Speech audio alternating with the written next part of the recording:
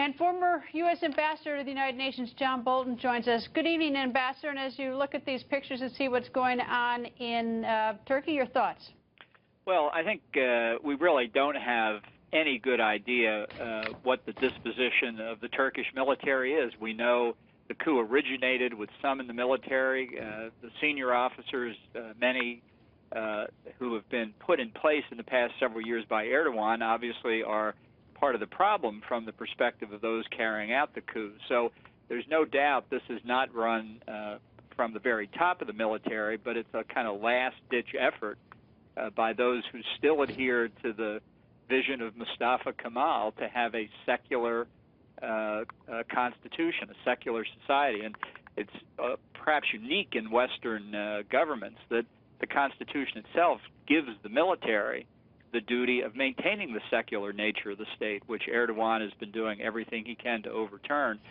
So I think it remains very much up in the air. I don't think these television pictures tell us very much. You're hearing competing press statements, but I think the future of Turkey is obviously at stake here. If the coup succeeds, then I think Erdogan's effort perhaps to recreate the Ottoman Caliphate, perhaps to be the dominant power again in the Middle East, and to move Turkey in an Islamic direction will be foiled. If Erdogan prevails, I think you would see an acceleration of the Islamicization efforts he's been making. Well, it puts the United States in an awkward position. We support elected governments, we don't support coups. Yet the way that you describe it is that if given the choice, it seems that the United States would prefer that it move towards, less towards an Islamic government and towards a more secular one. Well, I think the president's statement just a few minutes ago seems to indicate he's backing Erdogan the same way for a good long time they backed Mohamed Morsi in Egypt. I think it's not a question of elected governments versus military governments, at least in the case of Turkey. It's a question of the Constitution, which Erdogan has been doing his best to subvert. It's not only that he's been trying to get his supporters, Islamicists, in the top jobs in the military, he's been systematically packing the judiciary to that effect as well. So that's why I think this really is kind of a last stand by the secularists who are still in the army, and that may bode poorly for their chances of success. But on the other hand, as I say, at least on a public level, I don't think we have now any estimate of how much of the military backs the coup and how much of the military and the police oppose the coup. Should we be worried? Does this impact us here in the United States? I mean, as Americans are watching this across the country and looking at these pictures and trying to figure out, who's doing what, how does it impact Americans? Well, if Turkey goes in the direction that Erdogan wants, toward a more Islamicist state, I think that increasing radicalization just contributes to the growing chaos across the region. If the military wins, it's still going to be difficult. But, Erdogan once said when he was mayor of Istanbul, and I think this is in the minds of a lot of Turkish citizens, civilians and military, Erdogan once said, democracy is like a streetcar. You ride it to the stop you want, and then you get off. So it may sound ironic, but the defender not only of the secular state, but the possibility of democracy into the future here could well be the military against this kind of authoritarian internal coup by somebody like Erdogan.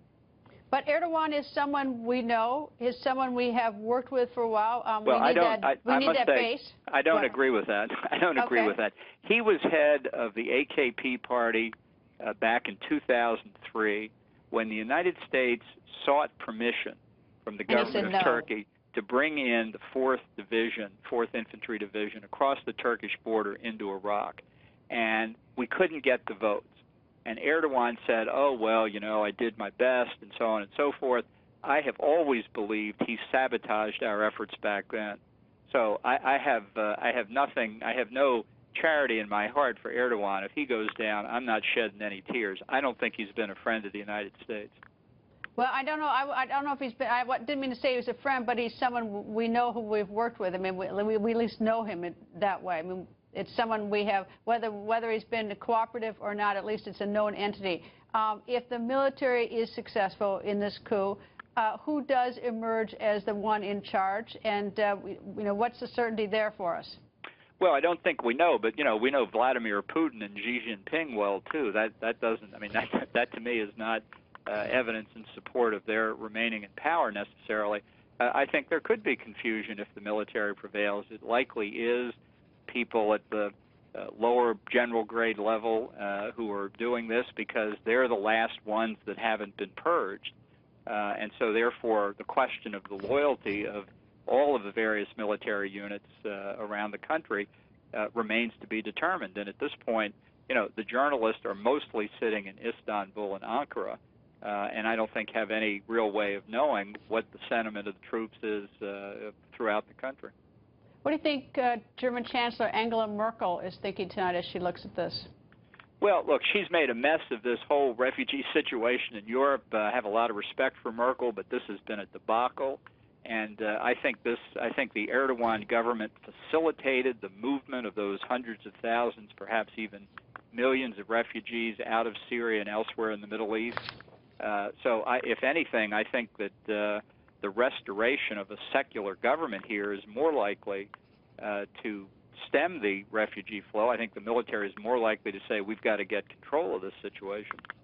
And it's being reported right now that at least it's being reported in Turkey, that the coup attempt has been repelled. So that sounds like it might be, that Erdogan has regained control. Well, it's certainly possible. As I say, at this point, we've got a lot of competing press releases, and we'll see what happens as the evening goes on. Just very difficult to tell from a distance.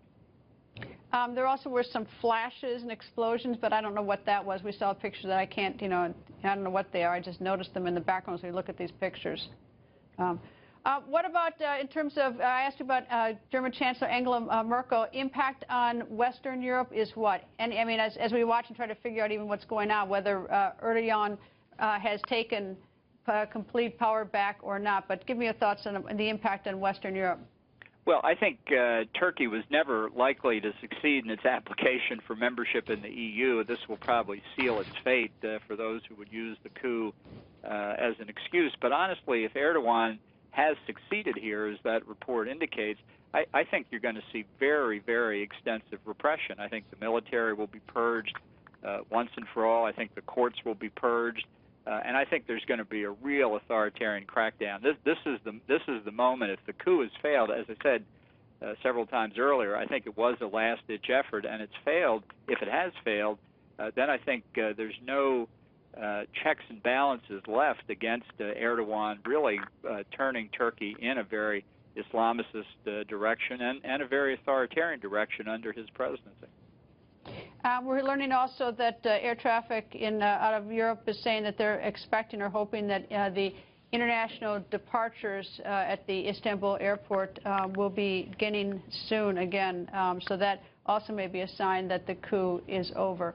As I read about Erdogan and his takeover of once was a thriving media, and as I look at this tonight, my guess is, or my thoughts like yours, Ambassador, is that if he has won, he is really going to crack down on these people who rose up against him. I don't think there's any doubt about it. And as I say, not to repeat this, but it seemed to me such an insight into Erdogan's thinking when he said democracy's like a streetcar. You ride it to the stop you want, and then you get off. I think he's at his stop. I think he's going to get off if in fact, he has prevailed here.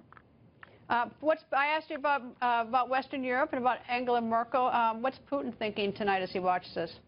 Well, I think this has been a complicated relationship, and I think he believes that that Erdogan moving in this Islamicist direction was really more likely to pose a threat to Russia.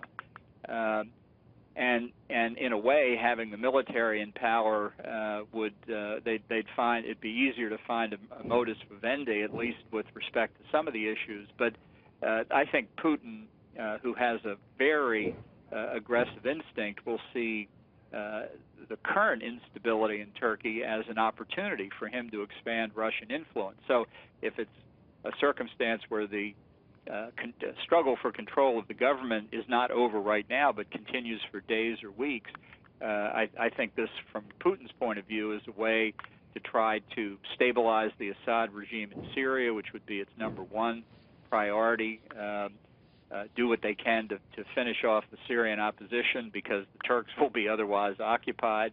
And there are a lot of possibilities here for Putin in the Black Sea. So I expect Russia will be very, very assertive and aggressive as long as this uncertainty prevails. You know, the picture we're looking at is, we believe, is the Istanbul airport. It seems like people are, you know, pouring in or crowding and going into it. I can't make much of it, but there certainly are a lot of people in the airport. Almost looks like an O'Hare airport on a Friday night. Awful lot of people there. And it's the middle of the night there, too. Remember that. Yeah, and that's right, but they've got martial law declared, too. Erdogan, if he has maintained control, what happens to our war on ISIS? It just proceeds as is? I mean, he's not going to change up any agreements with those bases with us, or his lack of, or any cooperation he does give us? Well, I think it's too soon to tell. I mean, I think Erdogan brought a lot of this problem on himself by his opposition to Assad. He thought Assad would fall and the Syrian opposition would sweep in fairly quickly. But in fact, the chaos that has descended on Syria really gave ISIS the opportunity they needed. So the Turkish aggression, assertiveness against Assad has backfired on him in a sense. And I think Erdogan and the military, both for that matter, are worried about the spread of Kurdish control in northern Syria and in parts of Turkey where, linked up with Kurdistan in Iraq, this really poses a mortal threat to the territorial integrity of Turkey as we know it. And that's something that Erdogan has been, that's another blowback from his opposition to Assad that I don't think he counted on. I don't know if you can read the lower third of the screen, but the state media is reporting that a bomb has hit the Turkish parliament. That can't be good news. Although, it may be that, and this is just my speculation, is that the Kurdish separatists who have been, been battling Erdogan for so long and others before him, maybe this is a time for them to make a greater move. Well, I think that's exactly right. Look, in the spreading chaos here, this is an opening for the Kurds as well. So there are a lot of scores to be settled around Turkish politics. I just think we need to know more here. Where is Erdogan, for example? He was apparently out of the country. Has he made it back in? He was trying to get into Ankara.